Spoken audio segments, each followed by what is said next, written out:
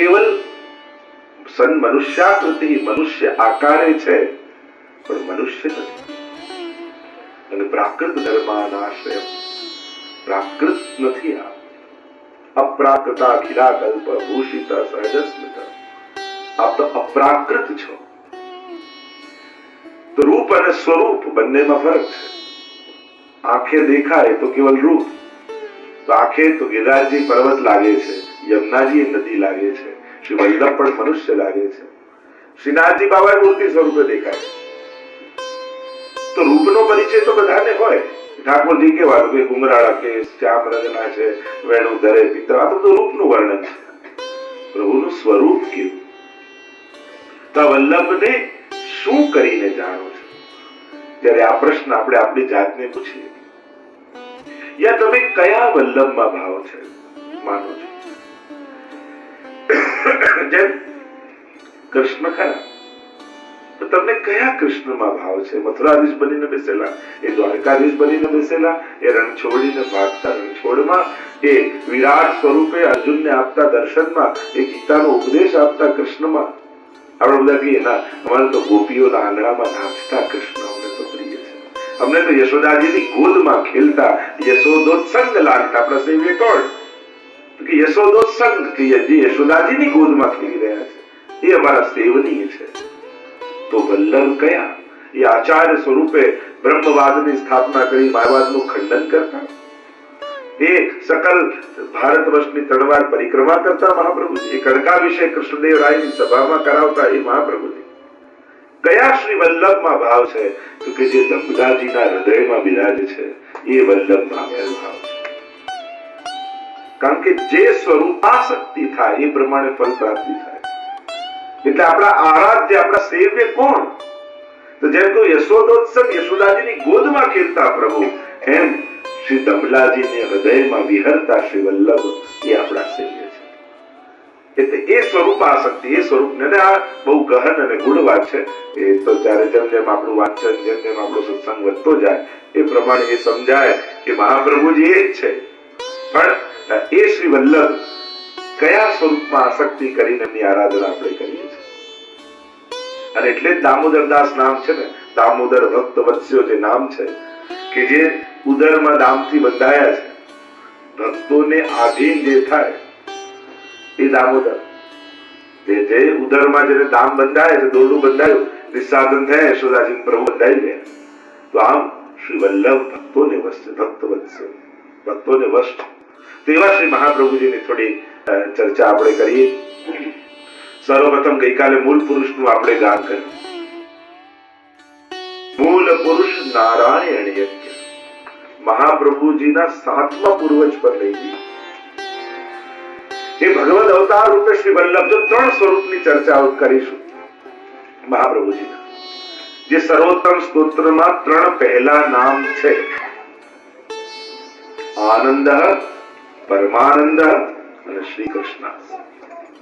બાકી બધા નામો આ 3 નામને સહાયક છે. જે પ્રસિદ્ધ વાત છે, આપણે એનો વિસ્તાર નહીં કરું, સર્વોત્તમજીમાં બહુ ઊંડાઈમાં નહીં જવું, કારણ કે બાકી બધા નામો એમને સહાયક છે.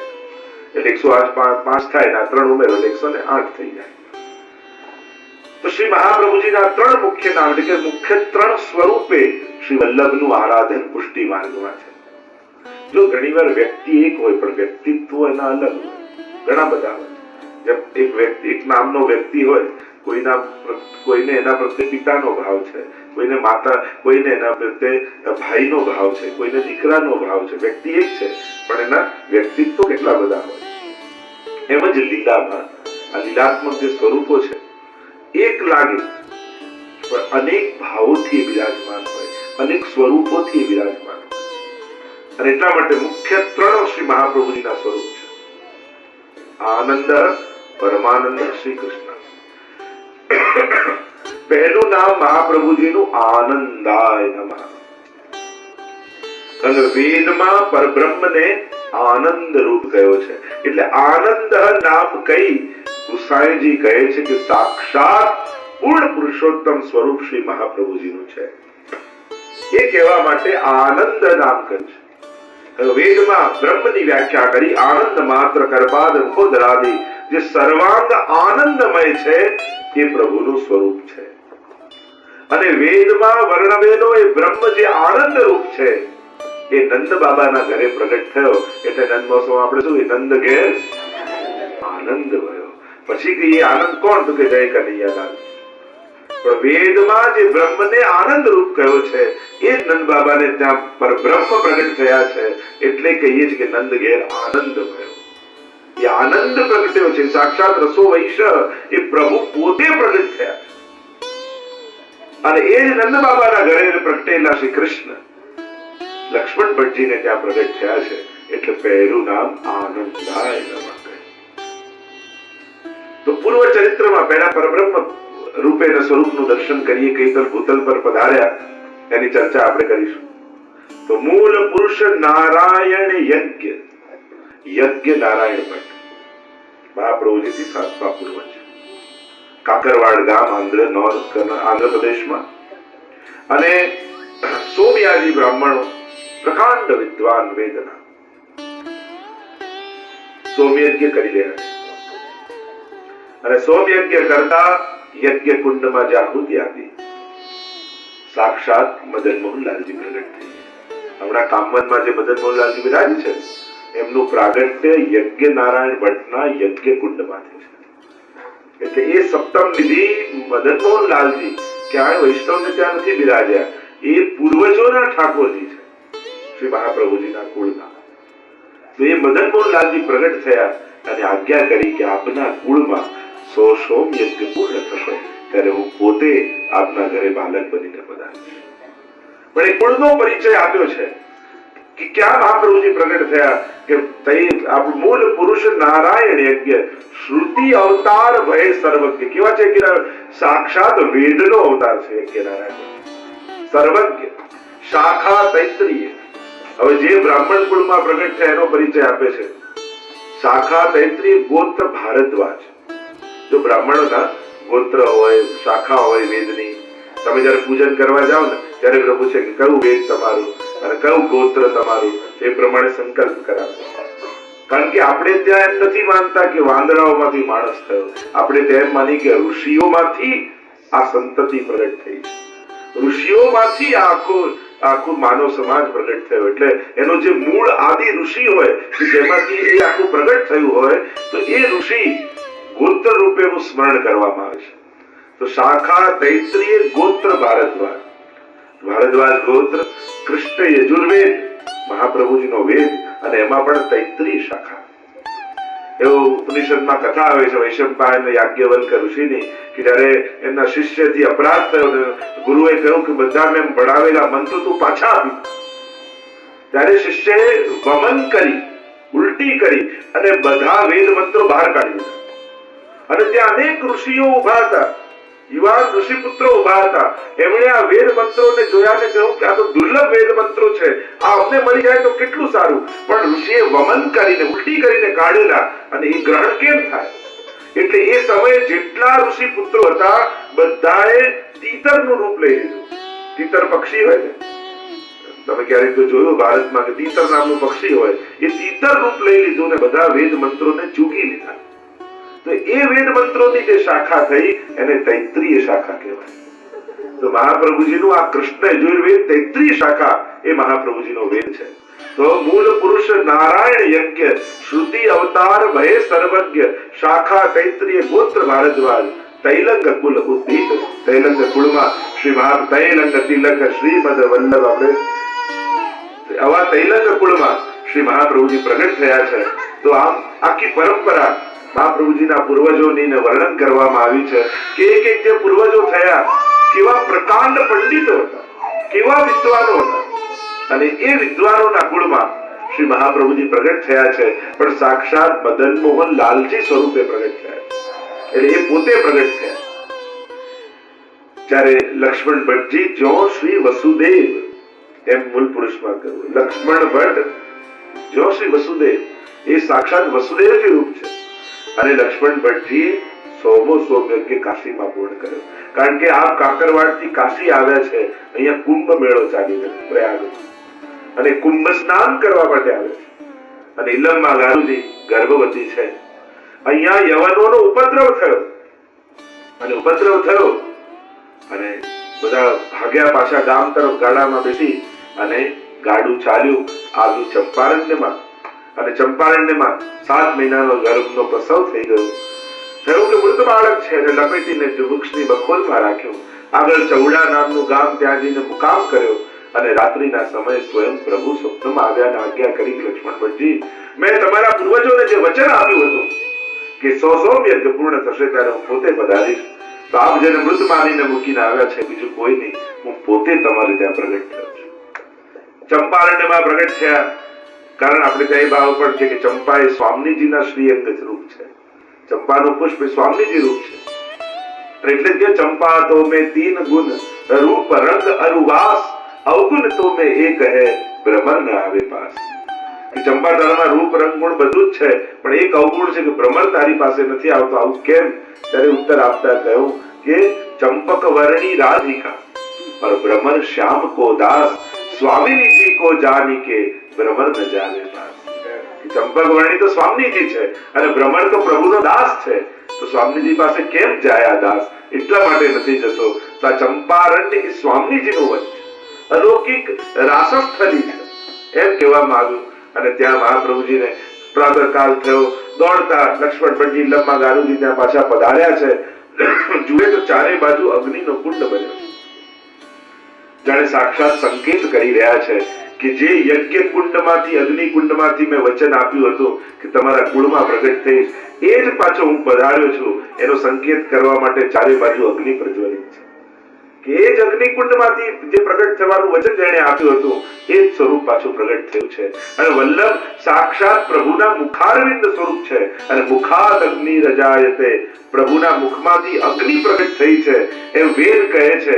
અને એટલા માટે સાક્ષાત મુખારવિંદનું સ્વરૂપ એવા શ્રી મહાપ્રભુજી પ્રગટ થયા છે. એનો સંકેત કરવા માટે ચારે બાજુ અગ્નિ વ્યાપ્ત છે.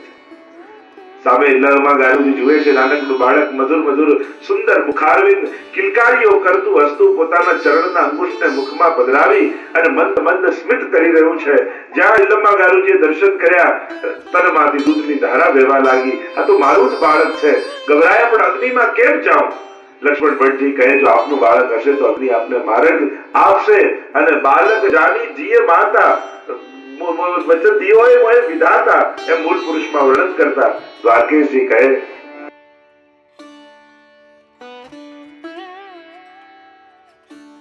તો આમ સાક્ષાત પૂર્ણ પુરુષોત્તમ શ્રી મહાપ્રભુજી રૂપે પ્રગટ થયા. એટલે કહ્યું આનંદાય નમઃ. અને એના અનેક પ્રમાણ શ્રી મહાપ્રભુજીના ચરિત્રમાં પણ આપવામાં આવ્યા કે અનેક અનેક ચરિત્ર પ્રમાણે શ્રી મહાપ્રભુજી પ્રગટ અનુભવ કરાવ્યો કે જે વસુદેવ હતે કિએ પૂરણ તો સો ફલ ફલિત સુવર્ણવતે. તો સાક્ષાત વસ્તુતઃ કૃષ્ણ એવ.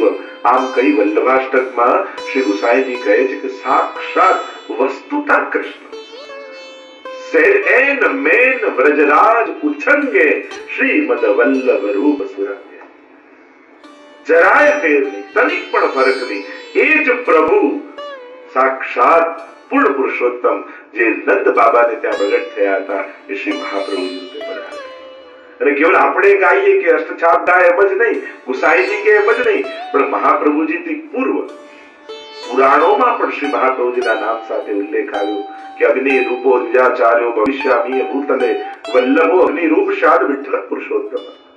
એમ સાક્ષાત મહાપ્રભુજીને ગુસાઈજી પ્રગટ થશે એમ અગ્નિ પુરાણમાં, સાંડિલ્ય સંહિતામાં અનેક અનેક જગ્યાએ શ્રી મહાપ્રભુજી રૂપે ઠાકોરજી પ્રગટ થશે એના પુરાણોમાં ઉલ્લેખ છે. એ તો કોઈ પુષ્ટિ માર્ગીએ લખ્યું નથી, એ તો જે આપણા વ્યાસજી આથી લખી ગયા એમણે પ્રત્યક્ષ. અને છેલ્લે નરસિંહ મહેતા કહી ગયા વલ્લભ વિઠ્ઠલ પ્રગટ છે, પુષ્ટિ માર્ગ વિશદ કરશે, નિસ્સાધન જગતે તારશે. આ મહાપ્રભુજી પૂર્વ શ્રી મહાપ્રભુજીના પ્રગટની થવાની આગાહીઓ છે. તો આમ આનંદાય કહી સાક્ષાત પૂર્ણ પુરુષોત્તમ શ્રી કૃષ્ણ જ છે એ ઉલ્લેખ કર્યો. બીજું નામ આપ્યું પરમાનંદ. કોણ? જે આનંદને અનુભવે, ઈશ્વર પરમાત્મા રૂપ આનંદને જે અનુભવે પરમાનંદી થાય. એટલે કે એ આનંદ રૂપ કૃષ્ણને કોણ અનુભવે છે? તો કયું? શ્રી સ્વામીજી. અને સ્વામીજી એ સાક્ષાત પરમાનંદ રૂપ.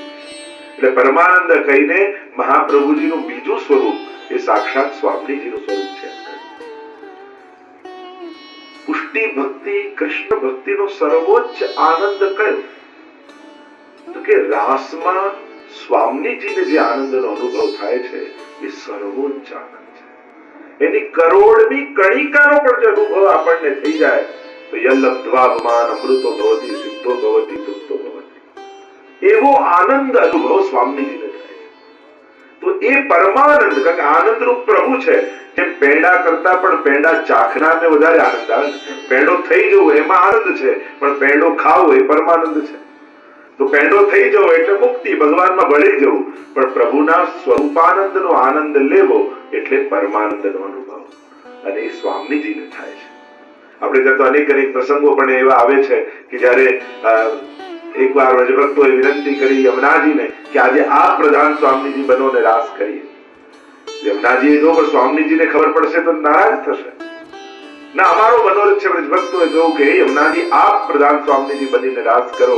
અને પ્રધાન સ્વામીજી યમુનાજી બન્યા, મહારાજ થયો અને કિંકણીઓના અને કંકણોના શોર સ્વામીજી સુધી પહોંચ્યા. થયું કે મારા વગર મહારાજ થઈ રહ્યો છે. દોડતા સ્વામીજી પધારી રહ્યા છે અને બધાને સમાચાર મળ્યા કે સ્વામીજી પધારે છે. યમુનાજી ગભરાઈને જલ રૂપે વહેવા લાગ્યા. વ્રજભક્તોને થયું કે અમે ક્યાં જઈએ? તો પુષ્પની માળા બની ઠાકોરજીના શ્રીકંઠમાં બિરાજી ગયા. અને જ્યાં સ્વામીજી પધાર્યા જોઈએ તો કોઈ નથી, એકલા ઠાકોરજી ઉભા છે. પણ ધૂળની ડમરીઓ ઉડી રહી છે, સ્વરો હજી પણ કૂદી રહ્યા છે. થયું કે શું મારા વગર રાસ થઈ રહ્યો? ક્યાં ગયા વ્રજભક્તો? ધ્યાન પડી પુષ્પની માળા પર. જ્યાં સ્વામીજી માળા ખેંચી અને તૂટ પડી મોતીનકી માલા, એ માલા તૂટી અને વ્રજભક્તો ભૂતલ પર પડ્યા એવો ભાવ છે. પણ સ્વામીજી એકવાર રાસ કરી રહ્યા હતા અને ઠાકોરજીનું મુખ ઉદાસ દેખાયો. ત્યારે સ્વામીજીનું મુખ ઉદાસ થયું. ત્યારે ઠાકોરજીએ પૂછ્યું કે રાસમાં ઉદાસ કેમ? તો કહ્યું કે મારે કારણે જે લીલાના જીવો ભૂતલ પર પડ્યા છે એ આ બધા સુખથી વંચિત છે. મને એની સ્મરણ થઈ રહ્યું છે. મને એનો તાપ થાય છે કે ફરી એ લીલામાં ક્યારે પાછા પધારશે. અને ત્યારે સ્વામીજી એ કહ્યું કે પ્રભુ આપ આજ્ઞા આપો તો હું પોતે ભૂતલ પર જાઉં અને એમનો બ્રહ્મ સંબંધ કરાવી એમનો ફરી લીલામાં અંગીકાર. અને જયારે ઠાકોરજી આજ્ઞા આપી અને ત્યારે એ સ્વામીજી શ્રી મહાપ્રભુજી પોતે ભૂતલ પર પધાર્યા અને ભૂતલ પર પધારી બ્રહ્મ સંબંધ કરાવી લીલામાં ફરી જીવનો અંગીકાર કર્યો છે. એટલે તો લીલા હોતી જૂની, નાદર લીલા હોતી જૂની, જોપે શ્રી વલ્લભ પ્રગટ ન હોતે વસુધા રહેતી. મહાપ્રભુજીએ તો એ જીવોને લીલામાં લઈ ગયા તો કોણ, પણ એ લીલાને ભૂતલ પર પ્રગટ કરી એ મહાપ્રભુજીની મહત્તા છે. જો કેવું સૌભાગ્ય મહાપ્રભુજી વૈષ્ણવને આપ્યું. યશોદાજીને કેટલા વર્ષ સેવા મળી ઠાકોરજી? 11 વર્ષનો 52 દિવસ. ભાગ્યશાળી છો વલ્લભીઓ, તમે તો 50 વર્ષથી સેવા કરી રહ્યા છો. 3 પેઢીઓથી તમારા ઘરે ઠાકોરજી બિરાજ્યું છે. તો યશોદાજીને તો 11 વર્ષ 52 દિવસ પડી, પણ મહાપ્રભુજીની કાનીથી તમે તો વર્ષો વર્ષ આ જીવન પર્યંત ભગવત સેવા કરી શકો છો. યશોદાજી કરતા પણ મોટું સૌભાગ્ય તમને આપ્યું છે. એટલે જ કહું અબજો ભઈ સો કબહુ ન ભઈ. અત્યારે જે કલિયુગમાં થયું તો ક્યારે નહોતું થયું. કારણ કે આ સમયે શ્રી વલ્લભ પ્રગટ થયા અને એમણે આ સુંદર સેવા રીત પ્રીત વ્રજજન કી જનહિત જગ પ્રગટાઈ, પ્રગટ ભય માર્ગ રીત દિખાઈ. આવો સુંદર પુષ્ટિ માર્ગ પ્રગટ કર્યો અને ગોલોક ધામમાં બિરાજતા પૂર્ણ પુરુષોત્તમને ઘરે ઘરે તમારી ગોદમાં ખીલતા કરી દીધા. આનાથી મોટી બીજી કૃપા કઈ હોય? ધર્મ હિતે પાયો ય ધન. અને કયું ધન આપ્યું? જા ધન તે ગોકુલ સુખ લઈએ સગરે કાલ સવારે. સાચું ધન કહ્યું કે જેનાથી વ્રજનું સુખ મળે. અને વ્રજનું સુખ આપણને શેનાથી મળે છે? ટિકિટ કપાઈને વ્રજમાં જેવાથી કદાચ વ્રજનું સુખ નથી મળતું, પણ પુષ્ટાવીને ઘરે ઠાકોરજી પધરાવીએ અને સેવા કરવા લાગીએ તો વ્રજનું સુખ મળવા લાગે. કૃષ્ણ વિરહિની ગોપીઓને ગરહી મેં બનકી. તો જ્યાં જ્યાં પ્રભુ છે ત્યાં વ્રજ છે, અને જ્યાં જ્યાં વ્રજ છે ત્યાં વ્રજવાસ અને વ્રજનો રસ છે. તો આ સુખ શ્રી મહાપ્રભુજી આપણને આપ્યું છે. એટલે જ આપણે ત્યાં કહેવાય કે વલ્લભ સ્વામીજી રૂપ છે.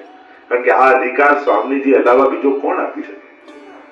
તો વલ્લભના એમ તો 2 સ્વરૂપ આગળ જેમ ચર્ચા કરીશું. તો આમ મહાપ્રભુજી એ સ્વામીજી રૂપ છે. એટલે કહ્યું પરમાનંદાય નમઃ. સાક્ષાત પરમાનંદ રૂપ છે. કૃષ્ણાનંદ દ્વિજ રૂપ પ્રગટે.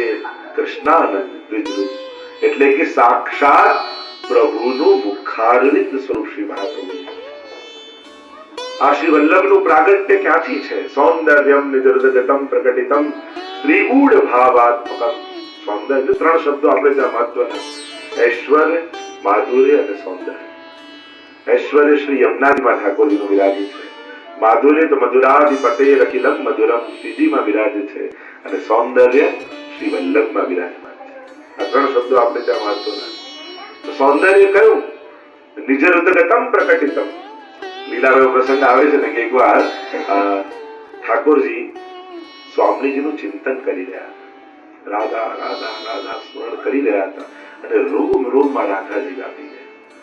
રોમ રોમ. અને એટલામાં નિકુંજમાં વિરાજેલા પ્રભુ સ્મરણ કરી રહ્યા હતા. તેમાં સ્વામીજી પધાર્યા અને સાક્ષાત સ્મરણ કરતા કરતા પ્રભુના હૃદયમાં સ્વામીજી પ્રગટી ગયા. સ્વામીજી મળવા પધારે. દૂરથી જોયું તો નિકુંજમાં એમ લાગ્યું કે ઠાકોરજીની ગોદમાં કોઈ અન્ય ગોપી વિરાજમાન છે. અને દૂર ઉભેલા સ્વામીજીને એમ થયું કે અરે, હું પ્રભુને મળવા આવીને પ્રભુની ગોદમાં તો કોઈ ગોપી બિરાજમાન. અને એવા રિસાયા, એવું માન ધર્યું, જાઓ પ્રભુ આપની સાથે નહીં બોલું એમ કહીને પીઠ દઈને બિરાજી. અને ઠાકોરજી કહે, હું આપનું સ્મરણ કરી રહ્યો હતો, આપ જ મારા હૃદયમાં બિરાજેલા હતા, પ્રગટેલા હતા, અને આપ નારાજ થઈ ગયા તો હું પણ આપની સાથે વાત નહીં કરું. પીઠ દઈને પ્રભુ બિરાજ્યા, પીઠ દઈને સ્વામીજી બિરાજ્યા. પણ બંને એક ક્ષણ પણ એકબીજા વગર રહી શકતા. ઠાકોરજી એક ક્ષણ સ્વામીજી વગર ન રહી શકે, સ્વામીજી એક ક્ષણ પ્રભુ વગર ન રહી શકે. બંનેના હૃદયમાં એવો તાપ જાગ્યો, એવો વિરહ જાગ્યો, કારણ કે બંનેના હૃદયમાં યુગલ સ્વરૂપ બિરાજમાન છે, શ્રીભાવ ને કુંભાવ. તો એ જ સમયે સ્વામીજીના હૃદયમાં રહેલા કુંભાવ રૂપ પ્રભુ અને ઠાકોરજીના હૃદયમાં રહેલા સ્ત્રીભાવ સ્વામીજી પ્રગટ થઈ. ત્રીજું, આ બંને લીલાનું સાક્ષી દર્શન કરનારું સ્વરૂપ, આ રૂપમ તત ત્રિપ્યાત્મકમ, આ ત્રણેય સ્વરૂપ એક થયા અને સાક્ષાત શ્રી વલ્લભનું લીલામાં પ્રાગટ્ય થાય. રૂપમ તત ત્રિપ્યાત્મકમ. આ ત્રીજું સાક્ષી સ્વરૂપ એના માટે છે કે જ્યાં સુધી પોતાની લીલાનો સાક્ષી ભાવે દર્શન ન થાય ત્યાં સુધી પૂર્ણાનંદનો અનુભવ ન થાય. જેમ તમે સારામાં સારા કપડા, સારામાં સારા દાગીના કોઈ આપે અને રૂમમાં તમને આપે કે આ પહેરો, પણ આ રૂમમાં ક્યાંય અરીસો ન હોય, તમને મજા? જ્યાં સુધી શ્રૃંગાર સજી તમે દ્રષ્ટા ભાવે જોતા નથી પોતાની જાતને, ત્યાં સુધી શ્રૃંગારનો પૂર્ણ આનંદ અનુભવ થતો નથી. એમ જ ઠાકોરજી સ્વામીજી લીલા કરે છે, પણ પોતે સાક્ષી સ્વરૂપે જયારે એનું દર્શન કરે ત્યારે એ પરમાનંદનો અનુભવ લીલાનો ઠાકોરજી